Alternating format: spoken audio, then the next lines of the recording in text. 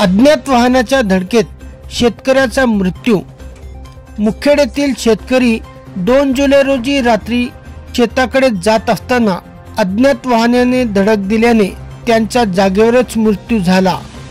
अज्ञात वाहनाविरुद्ध गुन्हा दाखल झाला आहे। मयत शेतकऱ्यांचे देविदास दिगंबर पाटील वय 55 वर्षे असे नाव आहे। मुखेड शहरातील मनोहर टॉकीज गल्ली परिसरात राहणारे देविदास पाटील हे राष्ट्रीय महामार्ग मुखेड ते कवठा रस्त्यावर बेरळी खुर्द शिवारातील शेताकडे जाण्यासाठी मंगळवारी रात्री 8च्या दरम्यान निघाले होते। शहराजवळील मोती नाल्याच्या लगत पांडुर्णी रस्त्यावर दिगंबर पाटील यांचे अपघात झाल्याची माहिती 3 जुलै रोजी पहाटे कळाली। त्यांच्या डोक्यास डावे पाय व छातीस व इतर ठिकाणी गंभीर मार लागला होता।